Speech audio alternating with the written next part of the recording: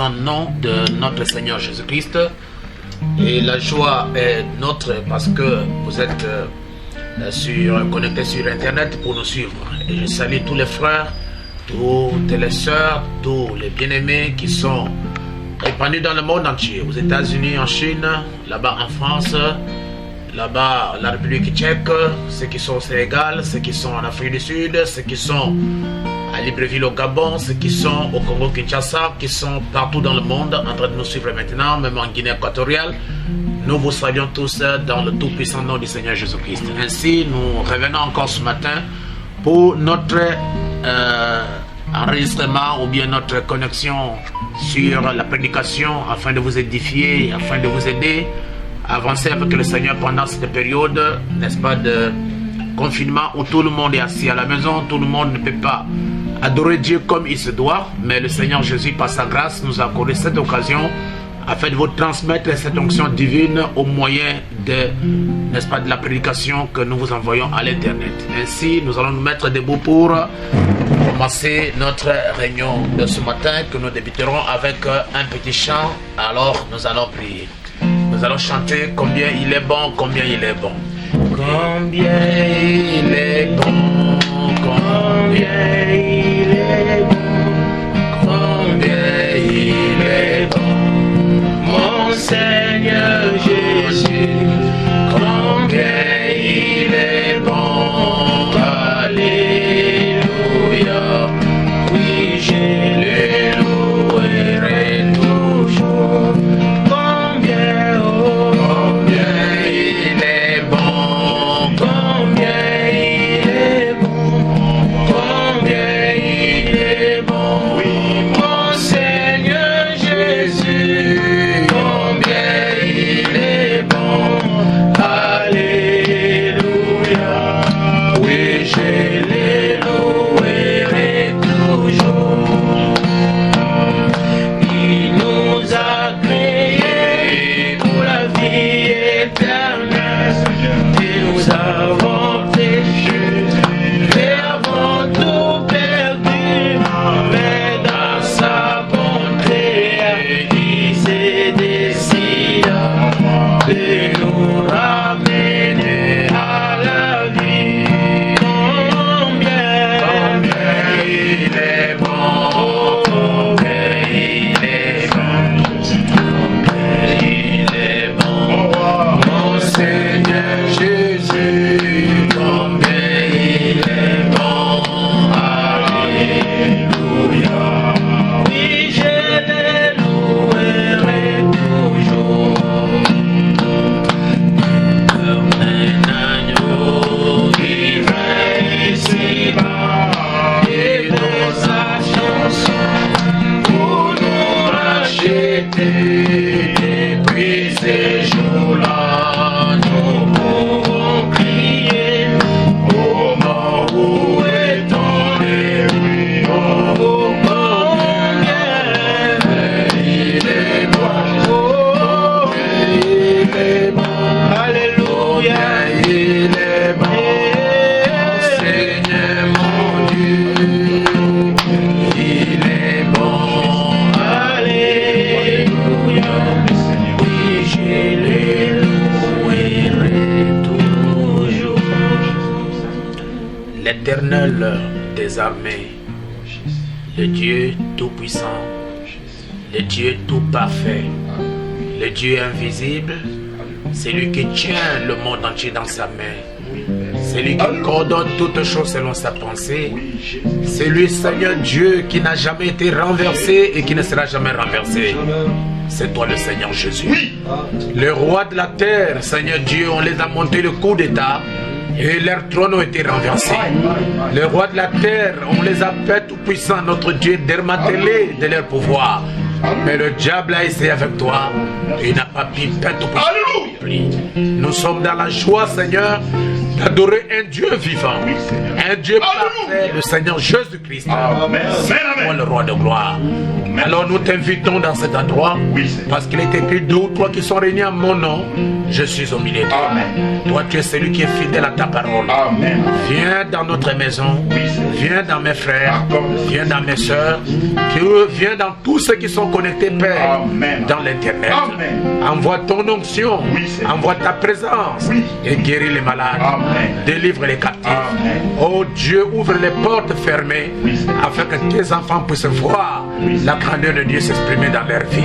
Tu as dit, Seigneur Dieu, tu seras l'ennemi de nos ennemis, tu seras l'adversaire de nos adversaires. Accomplis ce que tu as promis afin que nous nous sentons en paix et nous nous sentons en sécurité. Tu ne laisseras jamais l'ennemi avoir le dessus sur ton peuple. Parce que tu dis dans ta parole que le peuple de Dieu est comme la prunelle de ton œil. Seigneur, défends-nous, Seigneur Jésus. Et remplis-nous de ton esprit, de ton onction, dans le nom de Jésus-Christ. Parce que tu es Dieu. Nous te disons merci pour le nom de Jésus-Christ. Merci pour la rédemption. Merci pour le pardon des péchés. Merci pour le salut. Merci pour le saint nom de Jésus-Christ. Le nom qui est au-dessus de tous les noms. Nous te disons merci. Accorde-nous une bonne rencontre. Et que cela soit une bénédiction pour tous ceux qui sont répandus dans le monde entier et qui sont en connexion.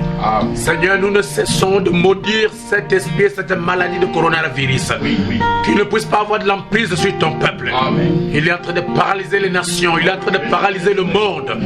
Seigneur, c'est le plan de Satan, notre Dieu, pour que toi tu ne sois pas adoré. Mais nous t'adorons du fond de notre cœur.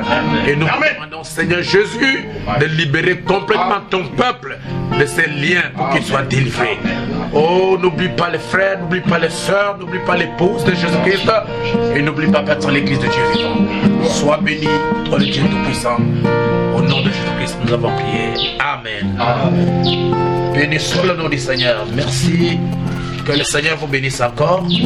Sans trop tarder, nous allons prendre nos Bibles ce matin et nous allons lire dans le premier chapitre du livre de la Genèse.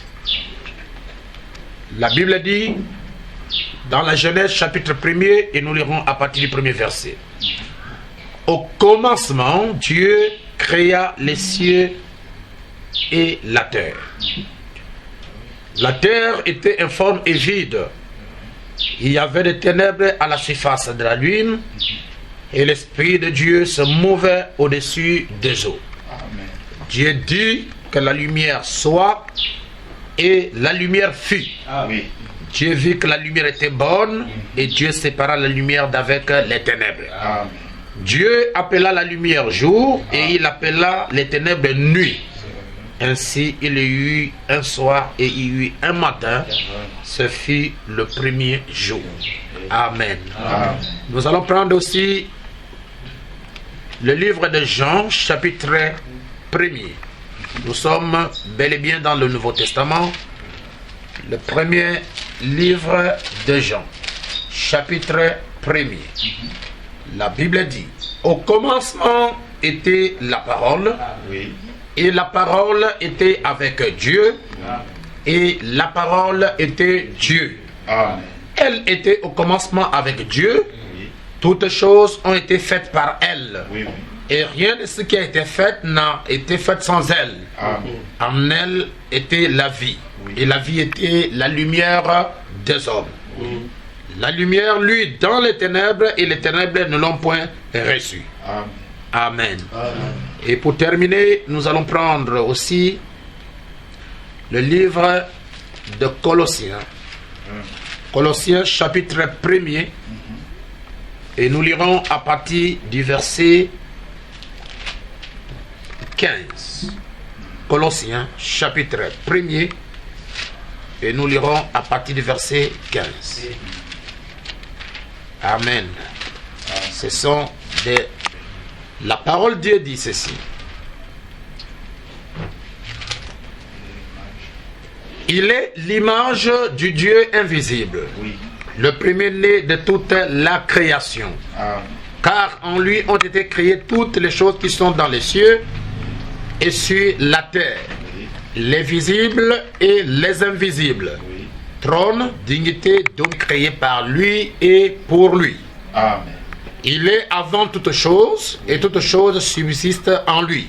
Amen. Il est la tête du corps de l'Église. Amen.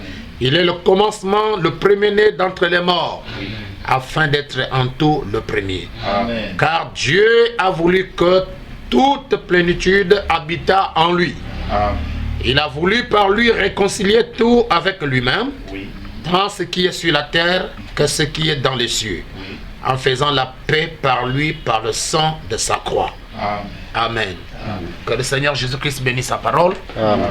Et je vous demande de vous asseoir. Merci beaucoup. Que Dieu bénisse le docteur ainsi que sa belle fiancée. Merci beaucoup pour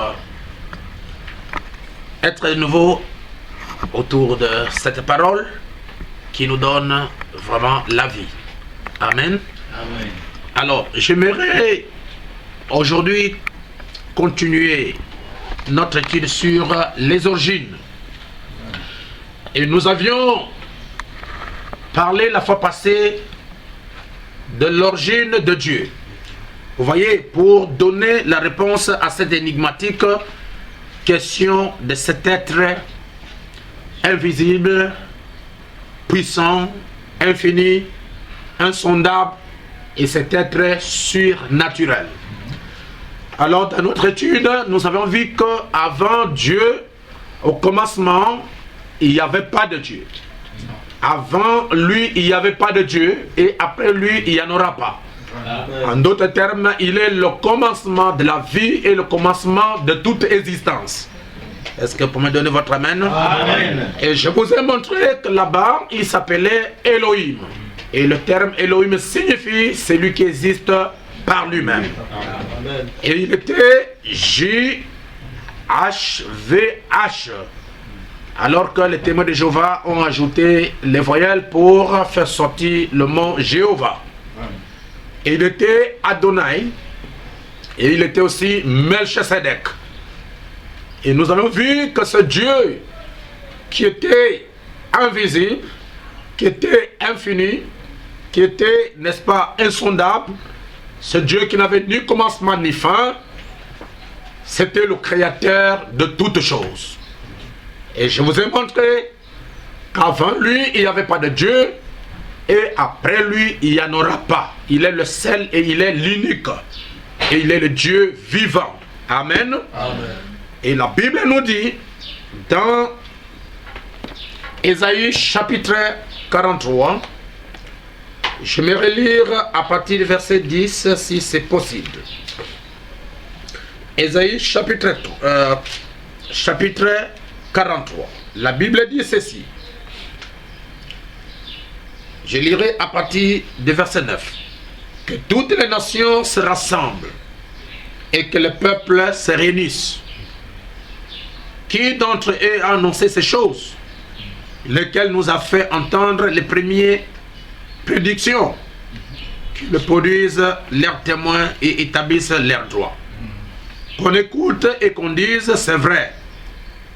Vous êtes mes témoins, dit l'Éternel. Oui. Vous et mon serviteur que j'ai choisi, afin que vous le sachiez. Amen. Que vous me croyez et compreniez que c'est moi. Avant moi, il n'a point été formé de Dieu. Amen. Et après moi, il n'y en aura point. Amen. Amen. Amen. Avant Dieu, il n'y avait pas de Dieu. Exact. Et après lui, il n'y en aura pas de Dieu. Amen. Donc tous ceux qui viennent sur la terre aujourd'hui, qui veulent se considérer comme de Dieu, ils sachent que Dieu a déjà averti son peuple qu'après lui, il n'y en aura pas de Dieu. Amen. Amen. Amen. C'est moi qui suis l'Éternel. Et hors moi, il n'y a point de sauveur. Non. C'est moi qui ai annoncé, sauvé, prédit. Ce n'est point parmi vous un Dieu étranger. Vous êtes mes témoins, dit l'Éternel, c'est moi qui suis Dieu.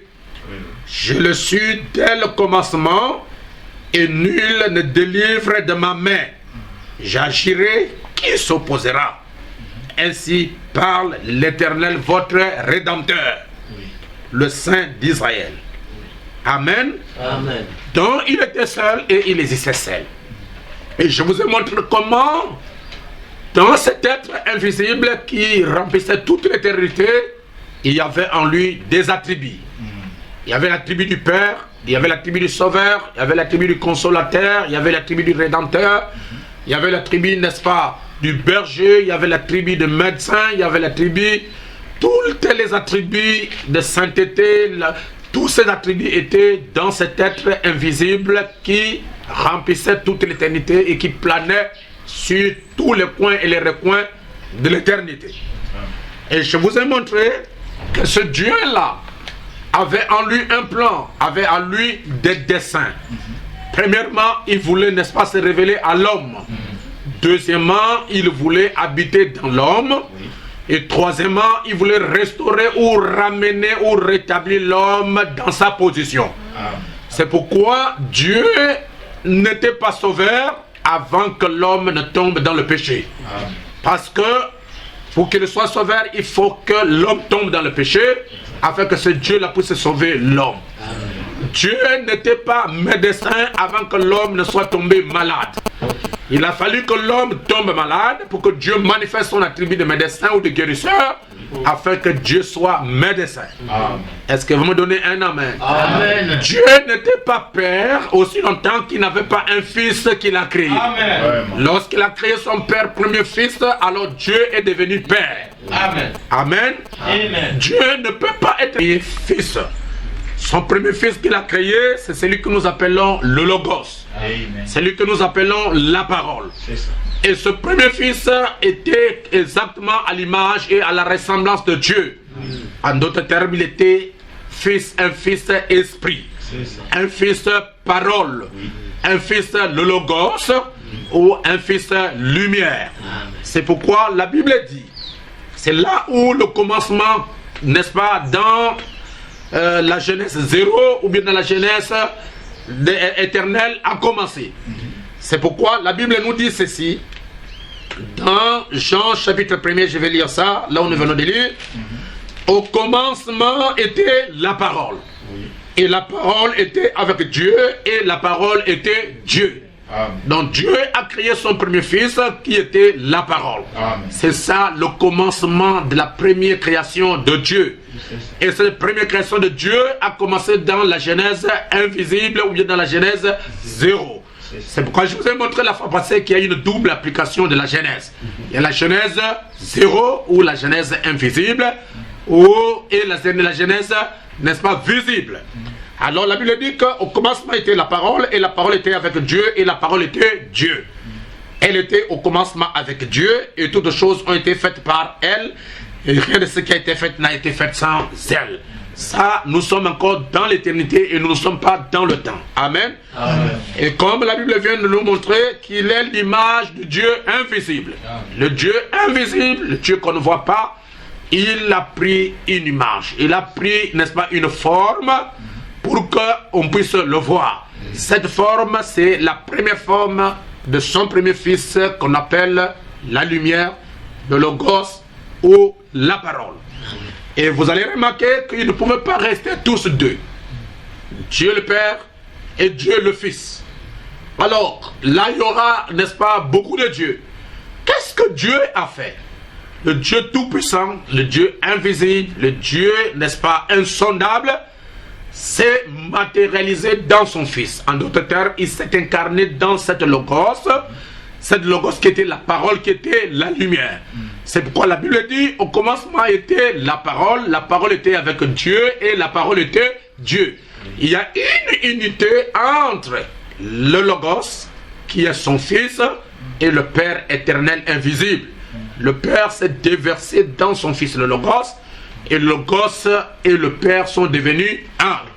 Donc vous ne pouvez plus voir Dieu, parce que le Dieu qui était invisible, le Dieu qui était esprit, il est venu, n'est-ce pas, s'incarner dans le Logos, qui était la lumière, qui était la forme visible, bien que spirituelle, du Dieu invisible. Il est rentré là-bas, dedans, et il apporta toutes ses attributs. Est-ce que vous êtes avec moi? Amen. Et je vous ai montré, la fois passée ou le dimanche passé, que Dieu a voulu créer l'homme. Parce que nous avions parlé de la fois passée nous avions parlé des origines de l'homme. Donc, après avoir fini de parler des origines de Dieu, nous avons parlé des origines de l'homme. Mais aujourd'hui, nous allons parler des origines du cosmos, ou soit de l'univers ou du monde que nous habitons. Comment ce monde a été créé? Ce monde provient d'où? Et qu'est-ce qui s'est passé pour que ce monde soit créé? Amen. Amen. Donc, je vous ai dit que quand Dieu est rentré dans le Logos, ce Logos-là, qui est la parole, qui est, n'est-ce pas, la lumière, cette Logos-là n'était pas quelque chose d'imaginable. C'était pas quelque chose du néant. Mais cette personne première que Dieu a créée avait des bras, avait la tête, avait, n'est-ce pas, la bouche. En d'autres termes, il avait la morphologie de l'homme. Amen. Amen. Mais il était spirituel ou bien il était surnaturel. Alors Dieu a créé un habillement. Dieu a revêtu cet homme première dans une grande lumière que nous appelons la gloire de Shekinah. Et à l'intérieur de cette lumière se trouve le Logos. À l'intérieur du Logos se trouve le Dieu invisible. Et le Dieu invisible et le Logos sont devenus un. En d'autres termes, toute la divinité de Dieu, toute la puissance de Dieu, tous les attributs de Dieu étaient déversés, n'est-ce pas, dans ce Logos. Et le Logos est devenu en un mot le Dieu tout-puissant rendu visible dans un corps spirituel que nous appelons Melchisedec. Amen. Amen. Amen. Mais il a encerclé, il a environné ce Logos d'une lumière que nous appelons la Shekinah ou la gloire de Shekinah. Et cette lumière est un feu, un puissant feu qu'on ne peut pas s'approcher. C'est un feu qu'à l'intérieur il y a un être humain. Cet être-là est surnaturel. Cet être-là a des oreilles. Cet être-là a la bouche. Cet être-là a des yeux. Cet être-là a les bras. Cet être-là a les pieds. Cet être-là parle. Cet être-là peut agir. Mais ces sens ne sont pas les sens naturels comme ceux que nous avons. Mais ce sont les sens originaux. Les sens surnaturels qui peuvent voir même au-delà des murs. Qui peut entendre au-delà, n'est-ce pas, des systèmes de ce monde. Ce sont les oreilles parfaites, les yeux parfaits, le nez parfait, et c'est tout un être qui était dedans, mais cet être n'avait pas été couvert des éléments de la terre pour qu'il puisse, n'est-ce pas, sentir comme nous nous sentons. Mais c'était un être, mais il était surnaturel. C'est pourquoi la Bible dit, je prends la Bible, dans Genèse chapitre 14, à partir du verset 17. La Bible dit ceci. Après qu'Abraham fut revenu vainqueur de Kedoromère et des rois qui étaient avec lui, le roi de Sodome sortit à sa rencontre dans la vallée de Chavé, qui est la vallée du roi. Suivez bien verset 18. Melchisedec, roi de Salem, fit apporter du pain et du vin. Il était sacrificateur du Dieu très haut. Et lorsque nous allons dans le livre des Hébreux, à partir du chapitre 7, l'apôtre Pierre nous a donné des détails. Alors que Moïse nous a donné le gros plan de Melchisedec, mais lorsque l'apôtre Paul est arrivé, lui nous a donné les détails de ce personnage ou de cette personne Melchisedec, qui est allé, n'est-ce pas, à la rencontre d'Abraham après qu'il soit sorti vainqueur. La Bible dit dans Hébreux chapitre 7, je lirai à partir du premier verset. En effet, ce Melchisedec, roi de Salem, sacrificateur du Dieu très haut, qui alla au devant d'Abraham lorsqu'il revenait de la défaite des rois, qui le bénit. Et à qui Abraham donna la dîme de tout, qui est d'abord roi de justice, d'après la signification de son nom. Ensuite, roi de Salem, c'est-à-dire roi de paix, qui est sans mère, sans père, sans mère, sans généalogie, qui n'a ni commencement des jours, ni fin de vie, mais qui est rendu semblable au Fils de Dieu. Ce Melchisedec demeure sacrificateur à toujours ou à perpétuité. En d'autres termes, il est une seule personne qui ne peut pas avoir de père, qui ne peut pas avoir de mère, qui ne peut pas avoir de commencement, qui ne peut pas avoir de fin de vie. Ça ne peut être que Dieu seul. Voyez comment Dieu prend une forme spirituelle mais visible, lui permettant d'apparaître à Abraham. Et vous allez remarquer qu'il apporta du pain, il apporta du vin à Abraham, mais lui-même n'a pas mangé, lui-même n'a pas bu. Pourquoi? Parce qu'il était dans un corps parole, dans un corps céleste, dans un corps spirituel, ce corps céleste, on appelle ça la théophanie. Et théophanie vient de deux mots qui signifient théos, ce qui signifie Dieu, et de phaneros qui signifie forme ou, n'est-ce pas, l'image. Donc Melchisedec était l'image du Dieu invisible. Et dans ce Melchisedec, il y avait toutes les qualités, toutes les attributs de ce Dieu invisible. En d'autres termes, Melchisedec n'était une autre personne que Dieu. Amen. Et la Bible nous dit ceci: Dieu qui était esprit a pu prendre, n'est-ce pas, une forme surnaturelle visible appelée Melchisedec, ou la parole, ou le logos. Et ce Dieu-là habitait une lumière inaccessible. Cette lumière-là, c'est ce qui a conduit les gens depuis l'Ancien Testament. Nous allons prendre la Bible dans Exode chapitre 3 et nous allons lire à partir du premier verset. La Bible dit dans Exode chapitre 3, premier verset: Moïse faisait paître le troupeau de Jéthro, son beau-père, sacrificateur de Madian, et il amena le troupeau derrière le désert et vint à la montagne de Dieu à Horeb.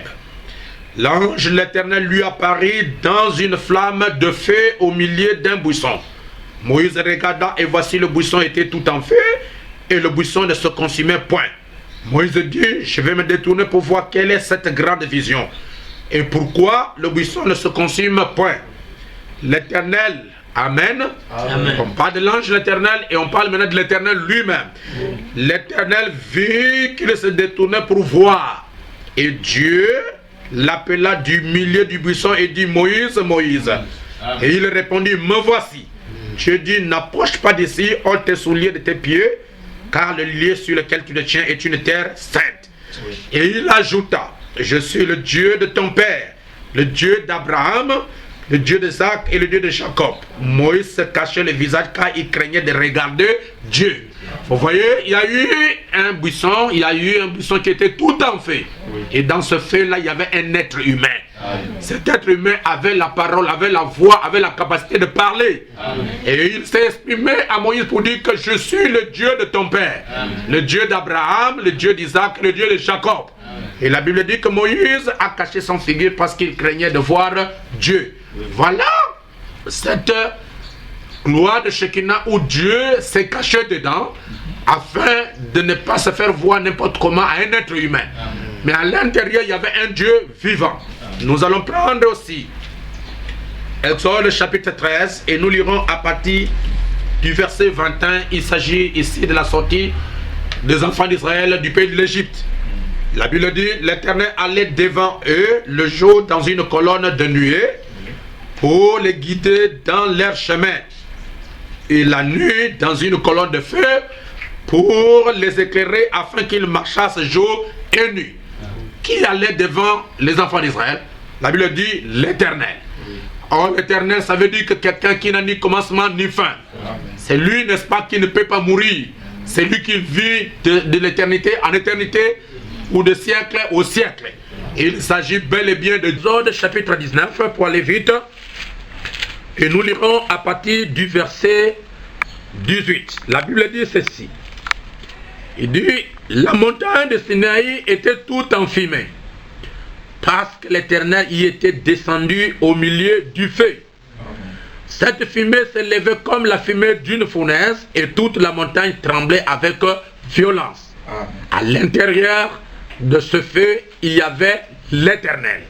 Est-ce que vous me suivez? Amen. Nous prenons Deutéronome chapitre 4 à partir du verset 24.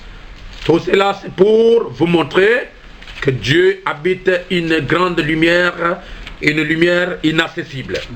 que personne ne peut y entrer dedans. Amen. Amen. Nous prenons Deutéronome chapitre 4 et nous allons lire à partir du verset 24. La parole de Dieu dit, il dit ceci, car l'Éternel ton Dieu est un feu dévorant, un Dieu jaloux. Dieu, l'Éternel, Elohim, Adonai, est un feu dévorant. Oui. Amen. Amen. Nous prenons Exode chapitre 24 et nous lirons à partir du verset 17. Nous revenons un tout petit peu. Exode chapitre 24 et nous lirons à partir du verset 17. La parole de Dieu dit, il dit ceci, je lirai à partir du verset 16, verset 15. Moïse monta sur la montagne et la nuée couvrit la montagne. La gloire de l'Éternel reposa sur la montagne de Sinaï. Et la nuée la couvrit pendant 6 jours. Le 7e jour, l'Éternel appela Moïse du milieu de la nuée. L'aspect de la gloire de l'Éternel était comme un feu dévorant sur le sommet de la montagne aux yeux des enfants d'Israël. Amen. Amen. C'était toujours Dieu. Et nous prenons un roi. Un roi chapitre 18 et nous lirons le verset 24 rapidement. La Bible dit ceci. Un roi chapitre 18 verset 24. C'est lui qui parle ou bien c'est le défi d'Élie sur le mont Carmel. Puis invoquez le nom de votre Dieu et moi j'invoquerai le nom de l'Éternel. Le Dieu qui répondra par le feu, c'est celui-là qui sera Dieu. Et tout le peuple répondit en disant c'est bien. Oui. Et il dit au prophète de Baal, choisissez pour vous l'un des taureaux, ainsi de suite. Lorsque nous sommes au verset 27, la Bible dit, à midi, Élie se manqua d'eux et il cria à haute voix. Puisqu'il est Dieu, il pense à quelque chose où il est occupé, ou il est en voyage. Peut-être qu'il dort et il se réveillera. Et il cria à haute voix et ils se firent selon leur coutume des incisions avec des épées et avec des lances jusqu'à ce que le sang coulait sur eux. Lorsque midi fit passer, il prophétisait jusqu'au moment de la présentation de l'offrande. Mais il n'y eut ni voix, ni réponse, ni signe d'attention. Et il dit alors à tout le peuple, approchez-vous de moi. Tout le peuple s'approcha de lui et Élie rétablit l'autel de l'Éternel qui avait été renversé. Il prit 12 pierres d'après le nombre des tribus des fils de Jacob, auquel l'Éternel avait dit, Israël sera ton nom. Et il bâtit avec ces pierres un autel au nom de l'Éternel.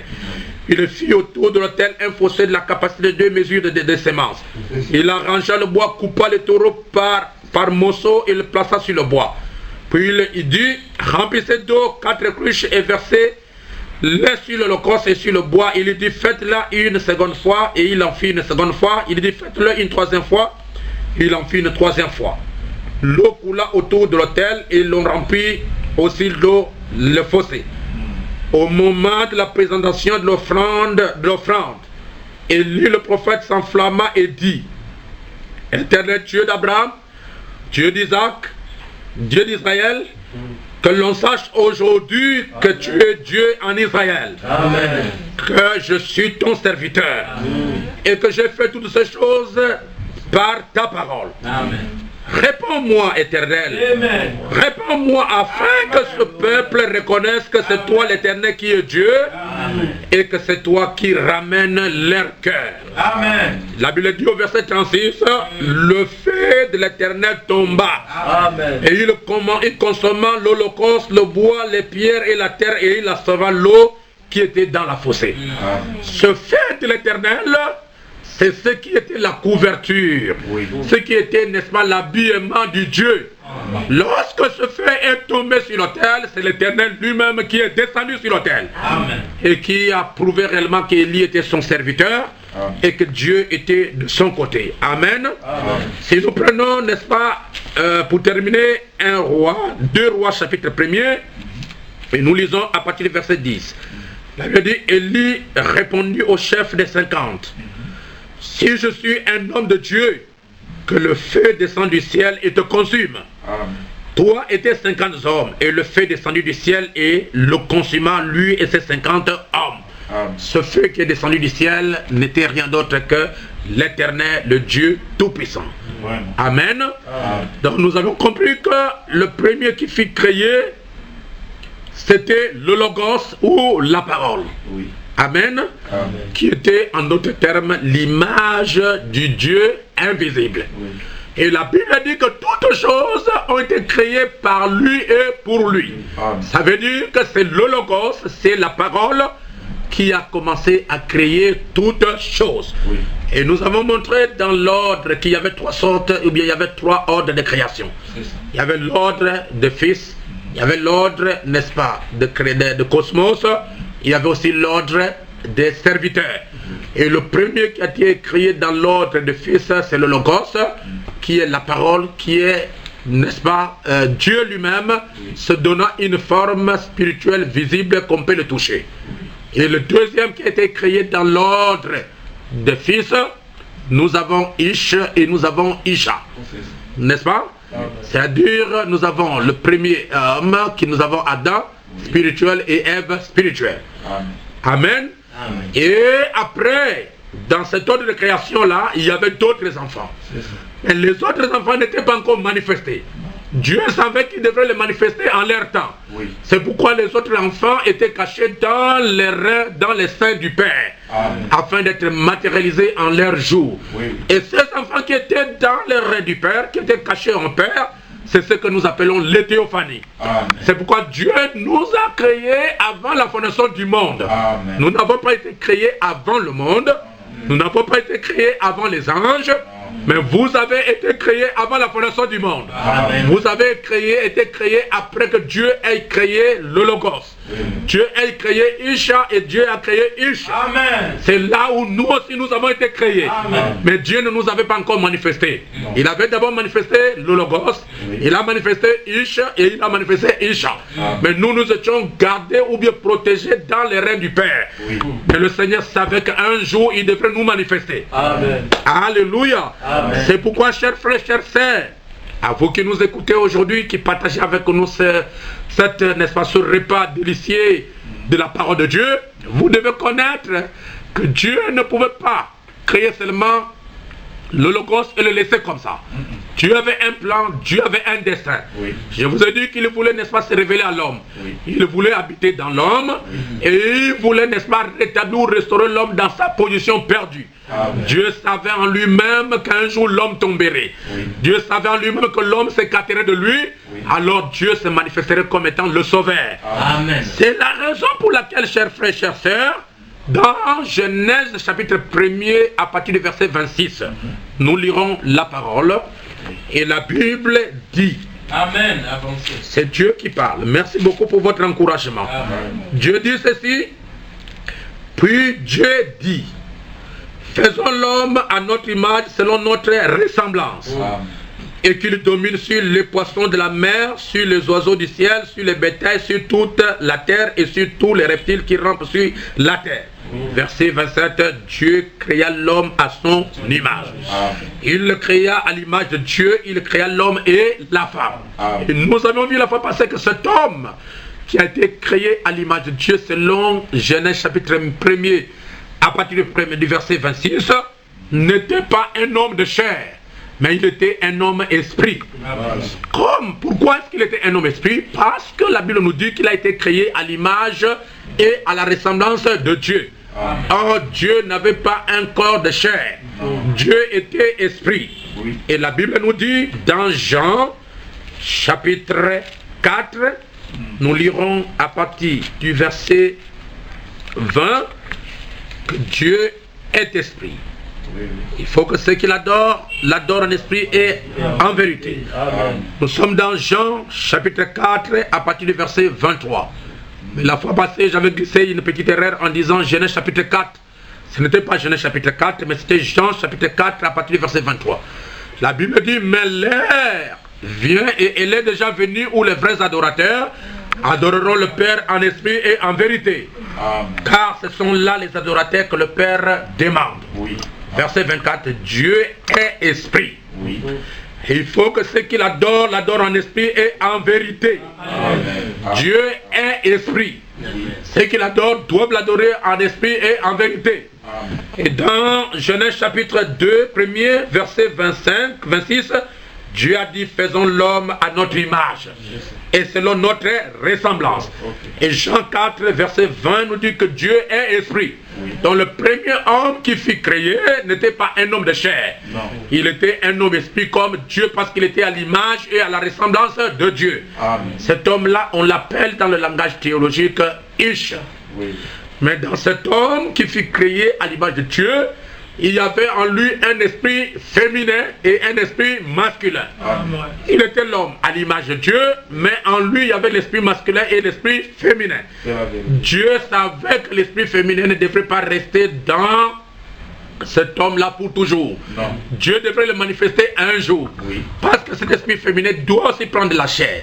C'est pourquoi dans Genèse chapitre 2, à partir du verset 7, la Bible dit, l'Éternel Dieu forma l'homme de la poussière de la terre, il souffla dans ses narines un souffle de vie et l'homme devient un être vivant.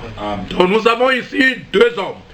L'homme fait à l'image de Dieu, selon sa ressemblance, et l'homme formé de la poussière de la terre. L'homme fait à l'image de Dieu, c'est Ish. Et la femme fait à l'image de l'homme, ou bien de l'homme spirituel, c'était Isha. Mais l'homme fait ou bien formé à l'image de, n'est-ce pas, de la poussière de la terre, c'est Adam. Sa femme, c'est Ève. Qu'est-ce que Dieu a fait? Dieu savait que l'homme doit cultiver la terre. Alors Dieu a pris l'homme spirituel qui fut fait à son image, et Dieu l'a amené en soufflant sur les narines d'Adam, qui a pris la forme de la terre avec ses éléments.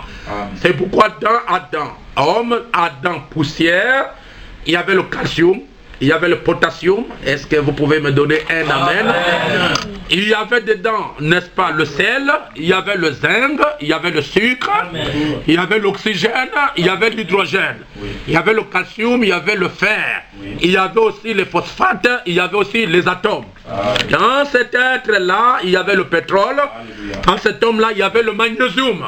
Donc il y avait 16 éléments qui constituaient cet homme formé de la poussière de la terre.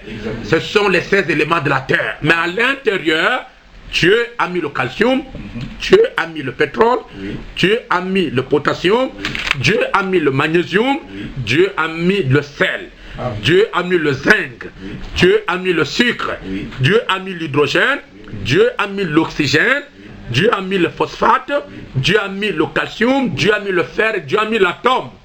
Est-ce que vous pouvez me donner un amen? Amen. Je voudrais vous dire que Dieu a équilibré tous ces éléments de façon que quand il y a augmentation, il y a la maladie qui entre. Amen. Quand il y a diminution, il y a un problème. Donc il faut que tous ces éléments de la terre puissent rester dans l'équilibre. C'est pour vous montrer que Dieu est un grand savant. Amen. Amen. Amen. Alors Dieu a pris l'être ou bien l'homme spirituel fait à son image. Par le souffle qu'il a soufflé sur les narines d'Adam, Dieu a placé cet être surnaturel, cet être spirituel à l'intérieur. Est-ce que vous me donnez un amen? Amen. Est-ce que je peux vous dire quelque chose? Amen. C'est pourquoi Adam, quand il était, n'est-ce pas, dans sa forme spirituelle, il n'est pas tombé. Non. C'est lorsqu'il est devenu chair qu'Adam est tombé.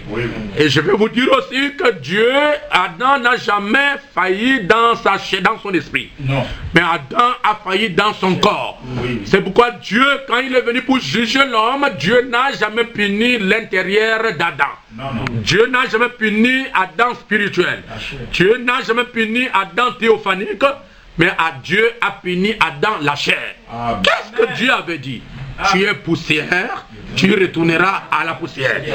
En d'autres termes, Dieu a installé la loi de la détérioration, qui est la loi de la mort. Amen.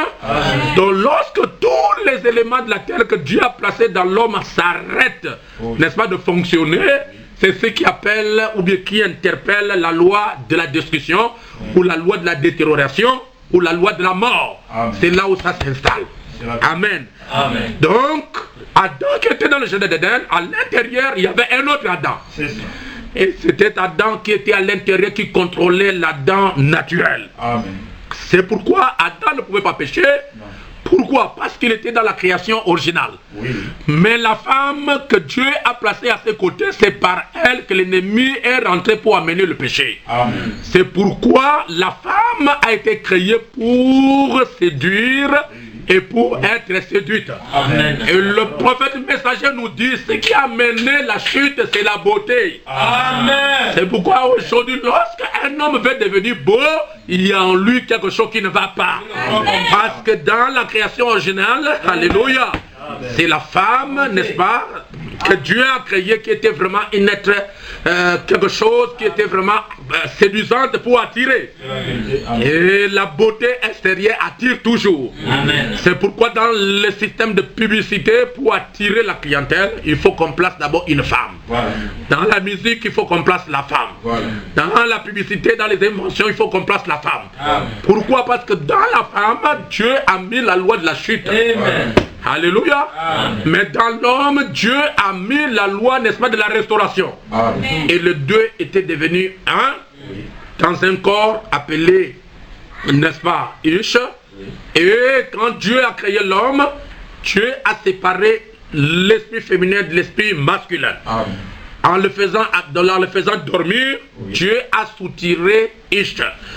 Et lorsque Dieu a soutiré Ish, Dieu a placé Ish dans un corps. Amen. Alors nous avons maintenant le produit dérivé d'Adam. Amen. C'est pourquoi Dieu a dit, toi la femme, tu n'étais pas dans la création originale, c'est l'homme que moi j'ai créé. Amen. Mais l'homme dominera sur toi. Amen. Et toi tu seras pour elle une aide. Amen.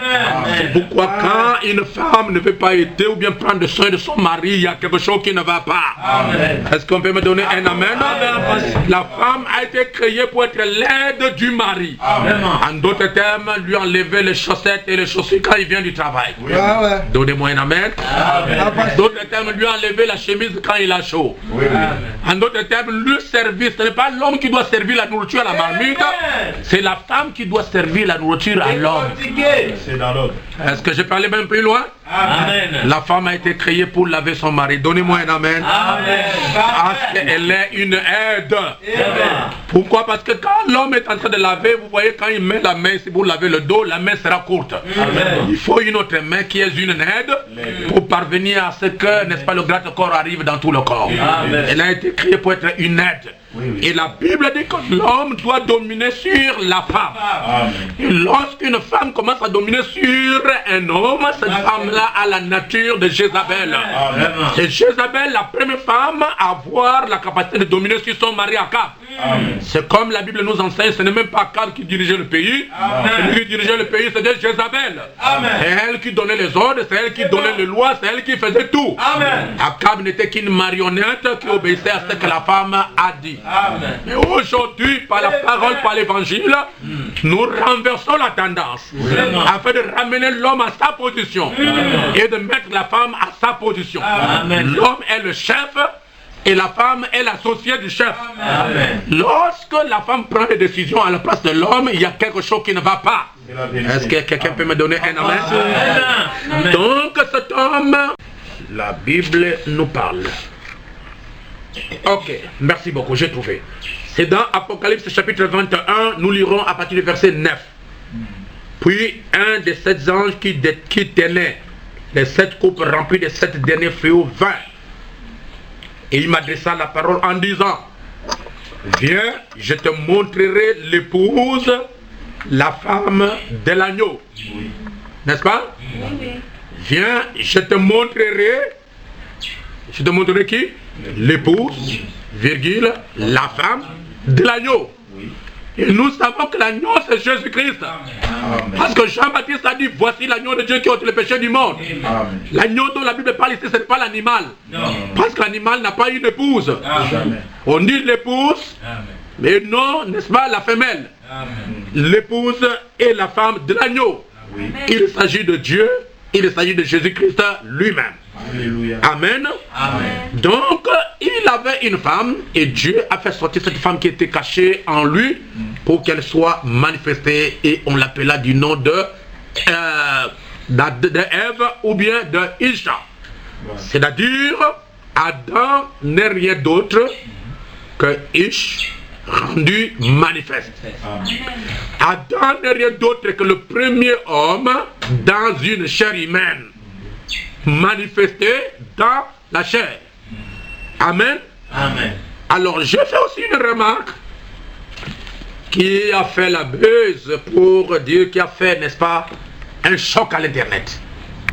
J'avais dit que Dieu ne nous a pas créés. C'était là où nous avons terminé notre prédication. Amen. Et cela a donné des points d'interrogation sur les têtes des gens. Comment est-ce que le passé peut dire que Dieu ne nous a pas créés?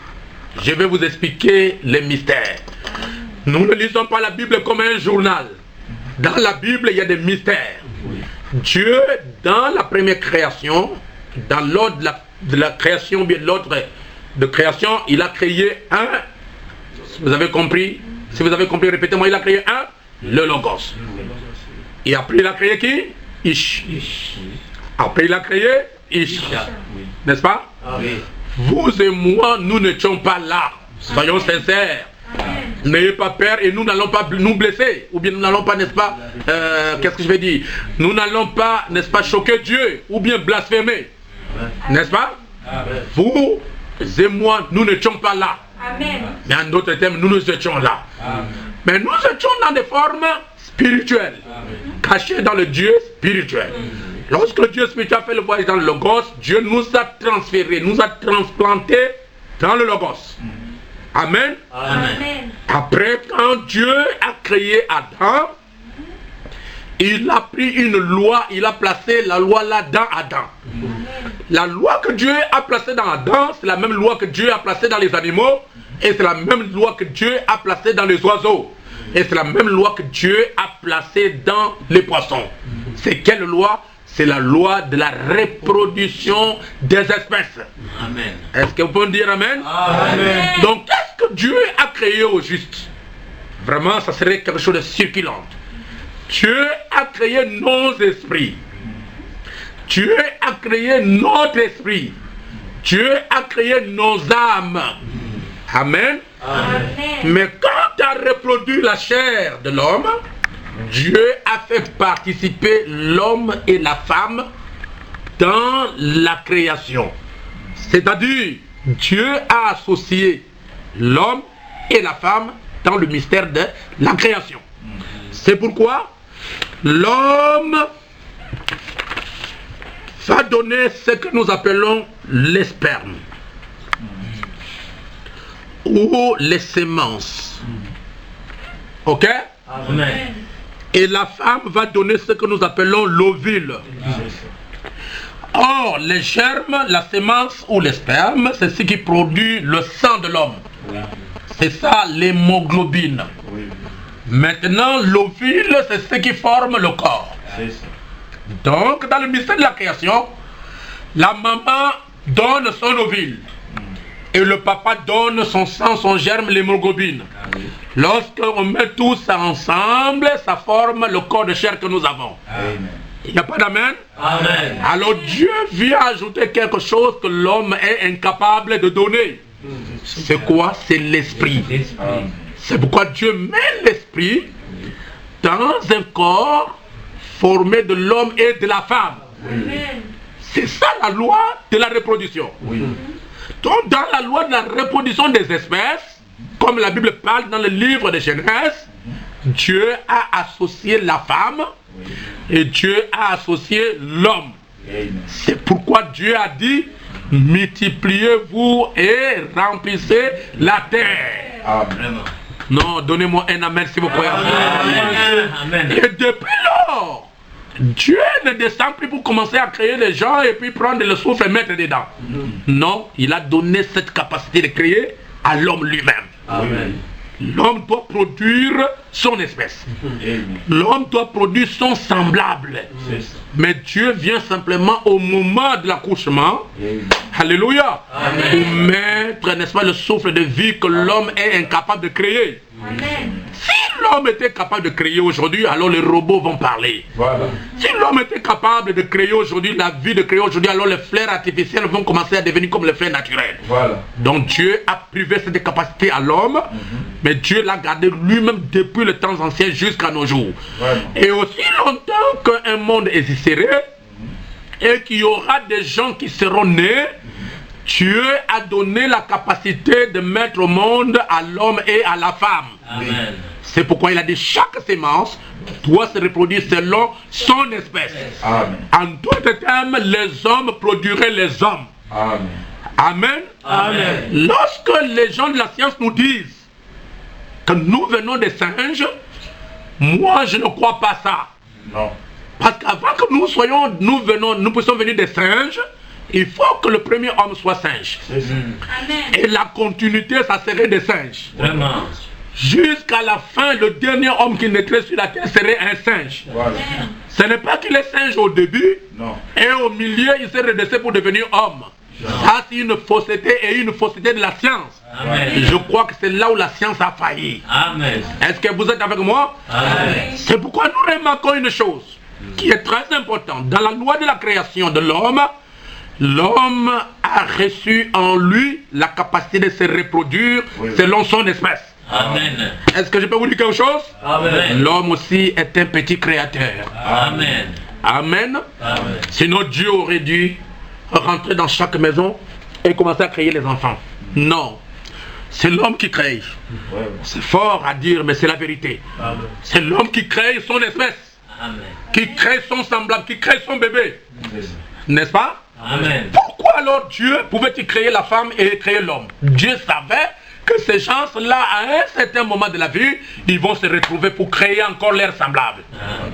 Amen. Amen. C'était une loi de Dieu que Dieu a placée dans l'homme. C'est ça. Je ne sais pas s'il me donnait un amen. Amen. Donc Dieu vient ajouter à la création le souffle de vie, parce que l'homme a donné les germes, la femme a donné l'ovule, les deux se sont unis ensemble, n'est-ce pas? Alors Dieu vient ajouter quelque chose que l'homme est incapable de donner.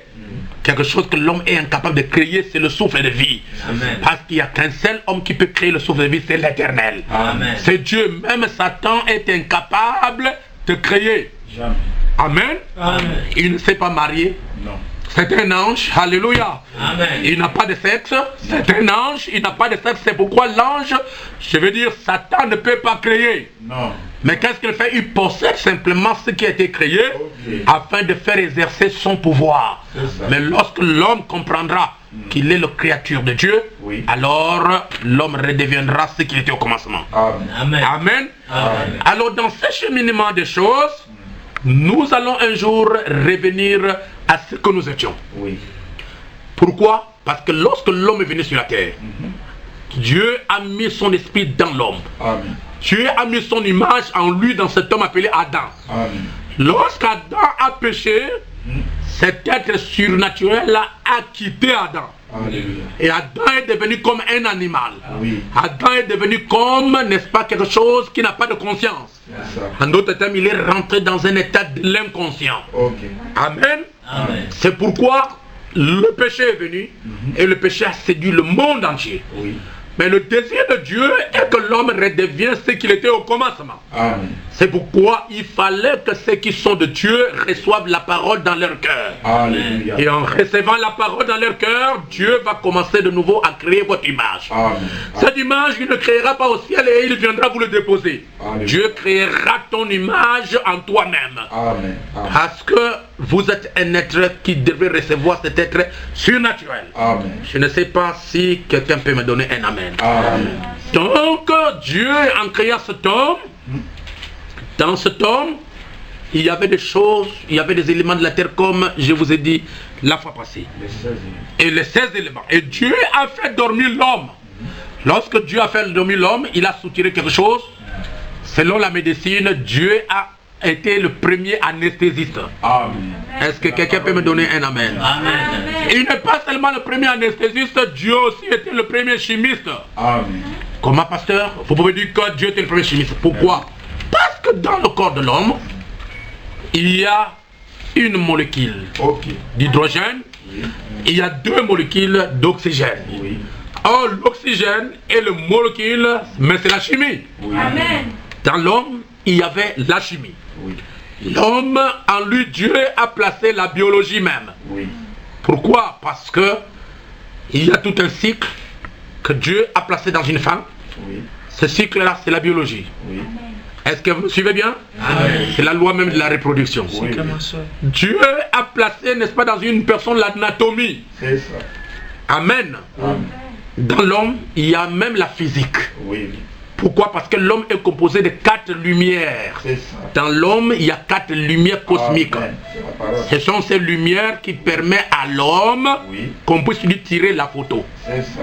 N'est-ce pas? Amen. C'est pourquoi s'il n'y a pas ces lumières surnaturelles dans l'homme, même si on te prend la photo, tu ne sortiras pas. C'est la vérité. Donc dans l'homme, Dieu a placé même la physique. Oui, oui. Amen. Dans l'homme, Dieu a placé la chimie. Oui, oui. Il n'y a pas d'amen? Amen. Dans l'homme, Dieu a placé même les mathématiques. Amen. Amen. Parce que quand vous marchez, vous voyez qu'il y a un danger, je vais dire un trou. En vous, la mathématique vous exprime de sauter. Oui, oui. Or, avant de sauter, spirituellement ou bien surnaturellement, vous avez calculé les distances.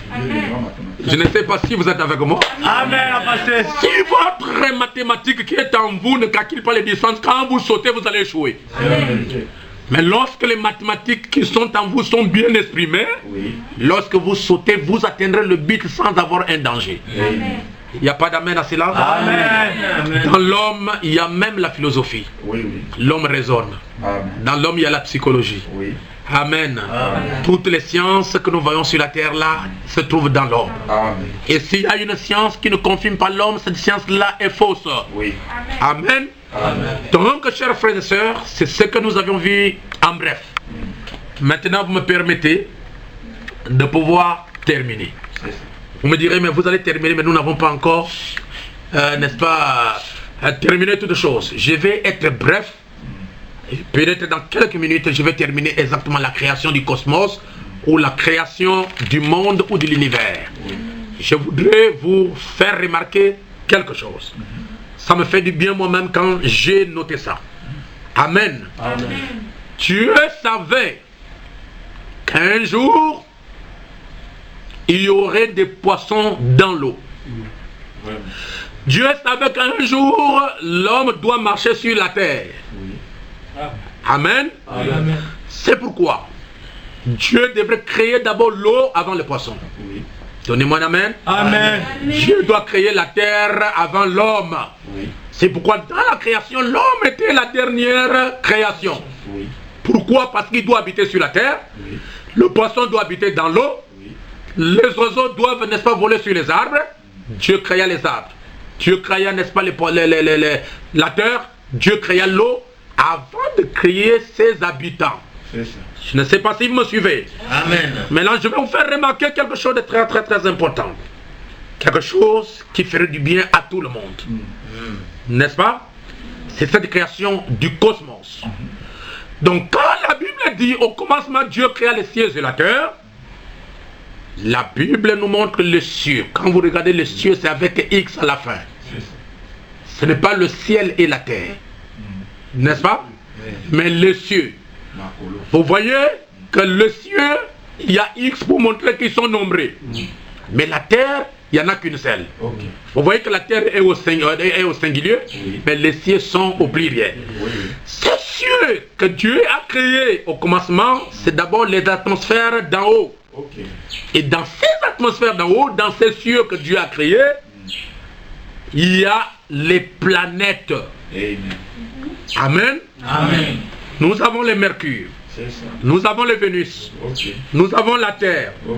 nous avons le Mars, nous avons les Jupiter, Ok. nous avons les Saturne, nous avons les Uranus, Oui. et nous avons tous ces planètes que le Seigneur a créées. Oui.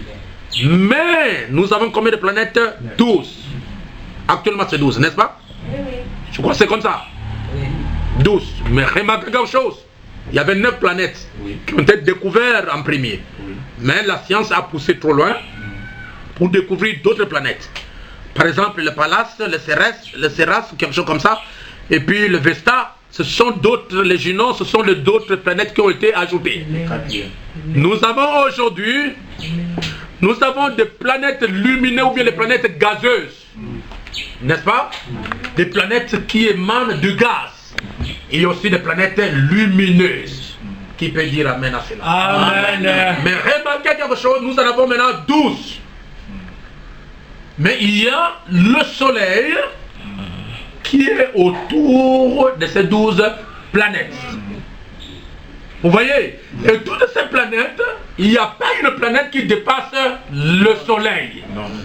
En d'autres termes, le soleil est comme le Dieu des planètes. Je ne sais pas si vous me suivez. Amen. Et la Bible nous montre que Dieu a mis un système, le système qui tourne autour du soleil. Et ce système-là, c'est ce que nous appelons la galaxie. Soit la galaxie, ou bien, n'est-ce pas, qu'est-ce qu'il y a? Il y a encore un autre terme, qui tourne autour, ou bien le système soleil. Et autour de ce système soleil, je prends d'abord les planètes, nous en avons 12. Et autour, qui tournent tous autour du soleil. Pourquoi Dieu a-t-il choisi 12? Dieu ne fait pas les choses pour faire. Parce que nous voyons plus tard, Jésus-Christ choisir 12 apôtres. Et tous les 12 apôtres étaient autour de Jésus. Comme le soleil est entouré de 12 planètes. Jésus est entouré, n'est-ce pas, de 12 apôtres. Est-ce que vous me suivez? Amen. Nous avançons, nous voyons qu'il y avait Jacob, qui était le père des 12 tribus. Il y a 12 tribus, mais autour de ces 12 tribus-là, il y a qui? Jacob. Vous voyez, Jacob devient quelque chose qui est au centre, autour de lui, il y avait d'autres enfants. Jacob, 12 fils. Nous avons 12 planètes autour du soleil. Il n'y a pas d'amen? Amen. Et nous avons aussi 12 constellations des étoiles autour du soleil. C'est ce que nous appelons le zodiaque. Ou bien les lois du ciel.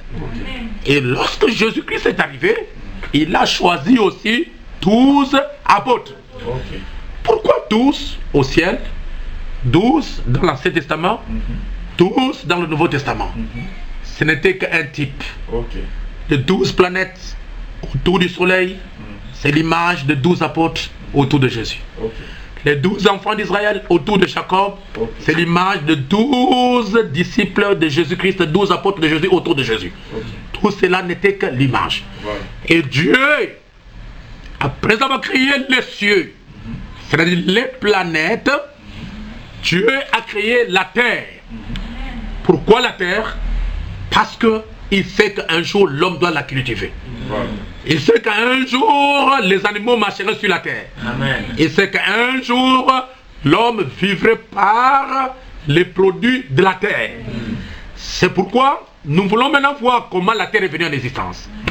Amen. Amen. En soi, le monde que nous avons là est divisé en 3 parties. 2 tiers de la terre est composé de l'eau. Et 1 tiers de la terre du monde est composé de la terre. Amen. Amen. Et sous la terre, je dis bien sous la terre, nous avons d'abord 3 couches. La terre que nous avons a 3 couches. C'est pourquoi lorsque Dieu s'est servi des éléments de la terre pour vous créer, je crois que le docteur me donnerait raison, pour atteindre les veines, il y a 3 couches. Il y a la peau, il y a la... Il y a quoi? Ce qui t'annette. Voilà, et nous avons, n'est-ce pas, la graisse, n'est-ce pas? Et nous avons la peau, nous avons la graisse, et nous avons la chair. Amen. N'est-ce pas? Là, vous pouvez atteindre les parties intérieures. Cette terre est composée, n'est-ce pas, du sable, de l'argile. Donnez-moi un amen. Amen. J'ai noté quelque chose encore d'autre ici, est composé de cailloux. Je crois qu'il y a des termes que les pétroliers emploient. Ces termes-là, nous avons le sable.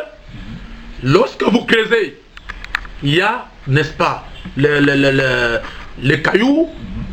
Quand vous continuez là-bas en bas, nous avons, n'est-ce pas, l'argile. Donc il y a 3 couches pour atteindre de l'eau qui est cachée sous la terre. Alors, qu'est-ce que Dieu a fait? Je crois que vous me donnez votre attention. Dieu, pour créer la terre, qu'est-ce que Dieu a fait? Cette logos, dont la Bible dit, dans Jean 1, tout a été créé par lui et pour lui. Donc la Bible parle, dans Colossiens chapitre 1er, quand lui ont été créées toutes les choses qui sont visibles et les invisibles. Cette logos a créé la première chose. Et la première chose qui fait créer dans la création de Dieu, c'est la lumière. Amen. Amen. Et dans cette lumière, il y a la lumière naturelle et la lumière surnaturelle. Dans la lumière naturelle, Dieu crée le soleil. Mais le soleil n'était pas encore apparu. Et je vais vous dire que c'est à partir du soleil que toutes les autres choses sont venues à l'existence. Pourquoi? Parce que le soleil a pour but, a pour mission de faire germer la vie. Amen. Est-ce que vous me suivez? Amen. Donc, ce que Dieu a dit, au commencement, Dieu créa le ciel et la terre. Je vous ai dit que ce sont les planètes. Et dans cette planète-là, il y a le soleil. Et à partir du soleil, c'est lui qui gouverne toutes les autres planètes. C'est pourquoi aujourd'hui, l'homme de science peut visiter Mars. L'homme de science peut visiter la Lune. Mais l'homme de science ne peut pas visiter le soleil. Pourquoi? Parce que le soleil ne sont qu'un assemblage des atomes. Et à l'intérieur, il y a un feu qu'aucune personne ne peut y arriver. Et c'est ce feu qui a engendré la terre. Et sous la terre, il y avait d'autres molécules qui sont cachées, que nous appelons le volcan. Amen. Est-ce qu'on peut me donner un amen? Amen. Or, le volcan n'est rien d'autre que l'association de l'eau avec l'hydrogène. Lorsque nous associons l'eau et l'hydrogène, ça forme le volcan. Je crois que c'est l'homme des sciences qui peut me donner un amen. Pourquoi? Parce que c'est un feu. Et c'est pourquoi lorsque Dieu a placé l'homme sur la terre, Dieu a mis d'abord le fondement de la terre pour que cette terre soit résistante aux vibrations des tremblements. Amen. Lisons la Bible. Vous êtes avec moi? Amen. Bon, si vous êtes fatigué, je peux arrêter. Si vous n'êtes pas fatigué, je peux continuer un peu. Vous me suivez bien? Amen. Ouais, je peux vous montrer des choses. La Bible dit ceci. Je peux partir? Amen. L'Éternel répondit, je suis dans Job chapitre 38. L'Éternel répondit à Job du milieu de la tempête et dit, qui est celui qui a obscurci mes desseins? Pas de discours sans intelligence. Saint terrain comme un veillant homme, je t'interrogerai et tu m'instruiras. Où étais-tu quand je fondais la terre? Nous sommes dans la fondation de la terre ou bien l'origine de la terre. Dis-le si tu as de l'intelligence. Qui en a fixé les dimensions? Le sais-tu? Ou qui a étendu sur elle le cordeau? Sur quoi ces bases sont-elles appuyées? La terre est posée sur les bases. Amen. Ou qui a posé la pierre angulaire? Amen. Amen. Dieu a posé la pierre angulaire. C'est-à-dire, ce sont les bases sur lesquelles la terre doit être posée. Est-ce que je peux quand même vous choquer un peu, vous me permettez? Amen. Et cette terre que Dieu a créée là-bas au commencement n'était pas ronde. La terre était carrée. C'est ça. Décortiqué. Amen. Amen. La terre est devenue ronde après le déluge de Noé. Vous dites, mais pasteur, comment ça? La terre n'était pas ronde. Lisons la Bible. Apocalypse chapitre 7. La Bible dit, après cela, je vis 4 anges debout aux 4 coins de la terre. 4 anges debout aux 4 coins de la terre. Est-ce qu'il y a une ronde à des coins? Non. Vous voyez? C'est parfait. La terre au commencement n'était pas ronde. Amen. La terre était carrée. qu'il y a 4 coins. 4 coins. Et ces 4 coins ne peuvent être que les 4 angles droits. Amen. Il n'y a pas d'amen? Amen. La terre au commencement n'était pas ronde. La terre était carrée. Dieu a posé la pierre angulaire. Cette pierre angulaire, c'est ce qui a produit le pétrole. C'est ce que les gens du pétrole appellent le roche sédimentaire. Et c'est ce roche-là qui produit le pétrole. Je crois que c'est comme ça. Amen. Et c'est ce même roche qui produit de l'eau. L'eau de la source. C'est pourquoi pour faire, n'est-ce pas, un puits, il faut que votre puits puisse toucher le roc. Si votre maison n'est pas bâtie sur le roc, cette maison tombera. Amen. Le roc sédimentaire, c'est ce que la Bible appelle la pierre angulaire, qui n'est rien d'autre que Dieu lui-même. Amen. Amen. Amen. Dans ce roc sédimentaire, Dieu a posé la terre. Dieu a mis le pétrole. Dieu a mis même le sel. Dieu a mis les cailloux.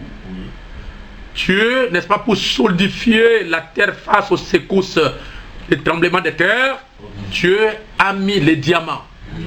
Dieu a mis l'or. Dieu a mis des métaux. Il a mis tout ce qui est métaux que les hommes aujourd'hui sont en train d'exploiter. Alors l'homme de science est venu enlever tout le soubassement que Dieu a placé à cause des recherches scientifiques.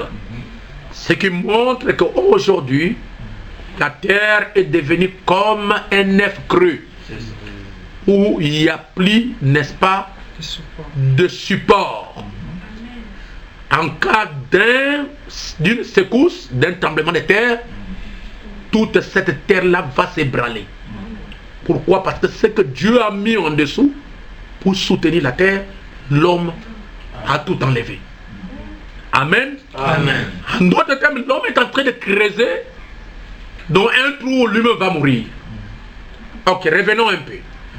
Vous allez remarquer, chers frères, chers sœurs, vous qui me suivez, je ne cesse de vous saluer pour cet amour, n'est-ce pas, pour votre disponibilité de m'écouter.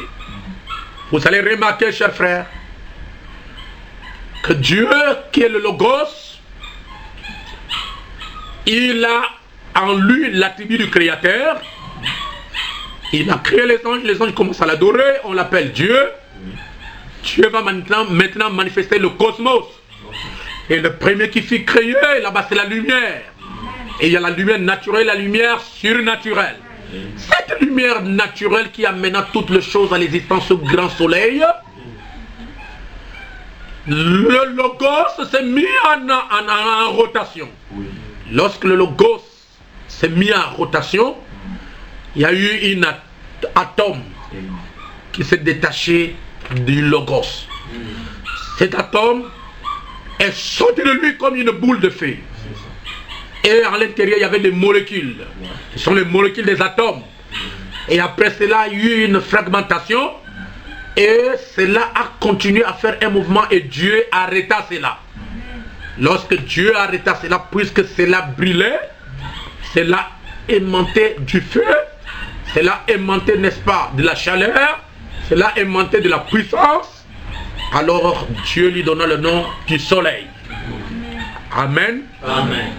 Et les autres, c'est les fragments venant du soleil, lorsque le soleil s'est détaché sous forme de cette boule, c'est ce qui est tombé sous la terre. Non, je veux dire tombé dans l'eau.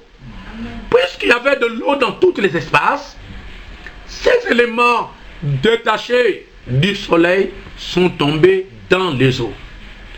Et qu'est-ce que Dieu a fait? Dieu qui est esprit, Dieu qui est le Logos, il a couvé la terre.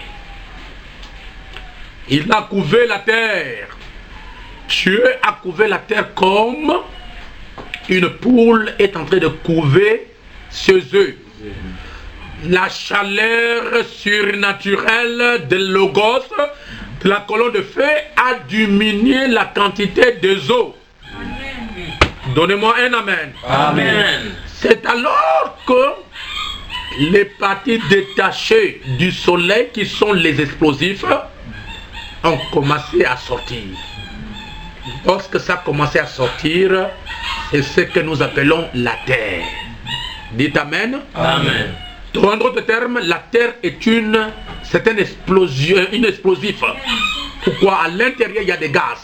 À l'intérieur, n'est-ce pas, il y a l'oxygène, à l'intérieur, il y a l'hydrogène. Ce sont les gaz qui sont détachés de ce grand soleil. Alors Dieu les a fait pousser et Dieu a séparé la terre avec les eaux. La terre est devenue ce que nous appelons continent. C'est pourquoi au début, la terre, il n'y avait pas une terre ici, il n'y avait pas une terre là-bas, il n'y avait pas une terre là-bas. Toute la terre était ensemble. Amen. Il y a eu des secousses venant de Dieu. Et ces secousses ont commencé à détacher les continents. C'est pourquoi dans la Bible, on appelle continent les îles des nations. C'est ce qui a formé les continents. Et nous en avons au total 7 continents. Il y a l'Afrique, nous avons l'Asie, nous avons l'Amérique, nous avons l'Europe, nous avons l'Océanie, et nous avons quoi encore? L'Océanie, et ainsi de suite. Mais il y a une partie qui a été immergée lors de déluge de Noé.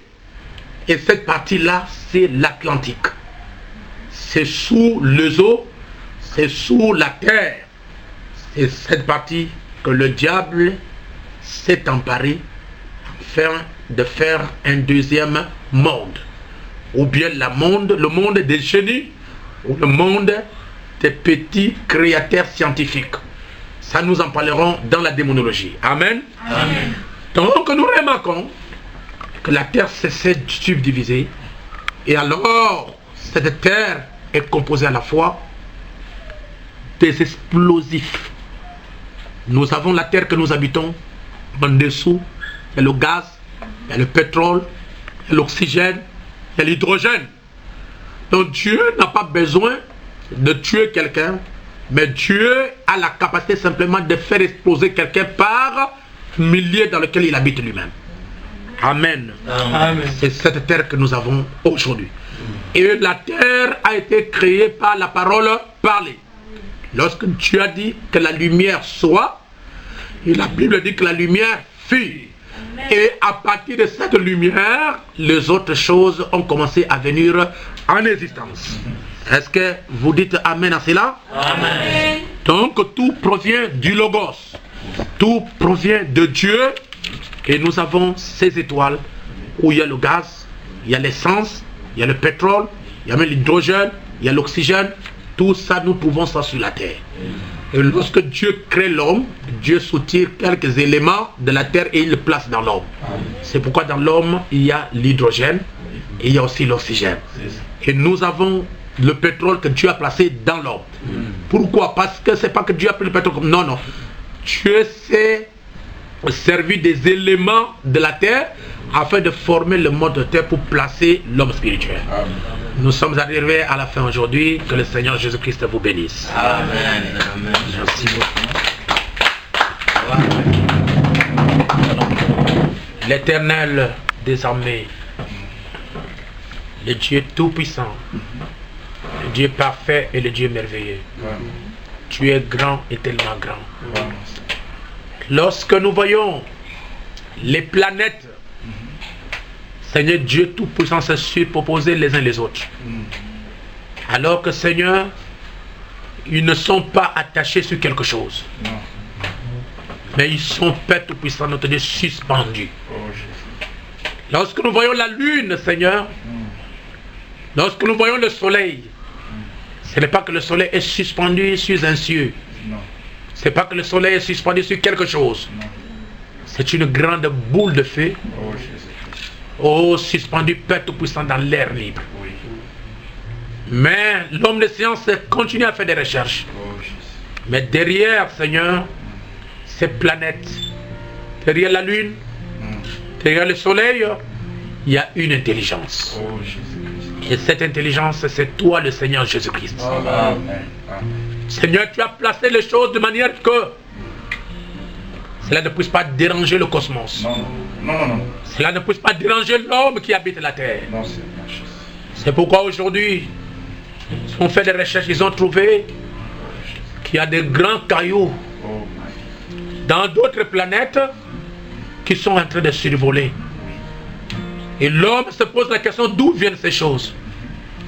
Alors que ces choses ont été faites au puissant, suspendues dans l'air depuis le jour où tu as dit que la lumière soit. Seigneur, merci pour la révélation de ta parole. Et c'est cette révélation de la parole qui nous nourrit. C'est la révélation de la parole, Seigneur, qui fait que nous puissions avoir plus de confiance en toi. Parce qu'il y a un être qui peut le faire, c'est toi, Jésus-Christ. Bénis la parole de ce matin. Place-la dans le cœur de tes enfants. Et nous voyons que la terre a été fondée par le fragment, Père Tout-Puissant, des atomes provenant du soleil. Et de cela, toi, Dieu, tu as fait tomber ça sur la terre. Et à l'intérieur, il y avait la loi de la reproduction des semences. Et quand tu as fait sécher les eaux, Seigneur, les semences se sont reproduites selon ces espèces. Nous avons les arbres et nous avons, Père Tout-Puissant, tout ce qui existe aujourd'hui. Et tu as fait toutes ces choses, c'est pour que l'homme puisse en servir. C'est pourquoi, notre Dieu, tu nous as montré qu'au commencement, nous, on mangeait, Père Tout-Puissant, les fruits, et nous, on mangeait, Père Tout-Puissant, de l'herbe. Oh Dieu Tout-Puissant, aide-nous, Seigneur Dieu, à soutirer toutes ces vitamines. Et tu les fais apparaître à leur temps pour que l'homme se serve des vitamines qui sont dans les fruits afin qu'il puisse survivre. Merci pour le prophète. Merci pour le message. Merci pour tes enfants qui m'ont écouté. Je prie, Père, si parmi eux il y a un qui est malade, qu'il soit guéri au nom de Jésus. S'il y a un qui a un besoin, qu'il trouve la solution au nom de Jésus. S'il y a un qui est possédé, qu'il soit délivré au nom de Jésus. S'il y a un qui a besoin d'argent, que tu lui donnes l'argent. S'il y a un qui a besoin, Père Tout-Puissant, de réaliser quelque chose, un projet, que tu puisses l'aider à réaliser le projet. Je veux que les bénédictions du Saint-Esprit accompagnent tous tes enfants. Ceux qui m'écoutent à l'internet, ceux qui me suivent, qu'ils soient tous bénis. Oh, que rien ne leur soit impossible, Seigneur. Ouvre les portes de la vie éternelle, que chacun reçoit selon le désir de son cœur. Et je veux que la puissance de la guérison puisse se répandre sur eux et qu'ils soient guéris au nom de Jésus-Christ. J'ai ainsi prié au nom de Jésus. Bénis tous ceux qui sont ici. Bénis ma maison. Bénis Israël. Bénis Jérusalem. Dans le nom de Jésus-Christ. Amen. Merci.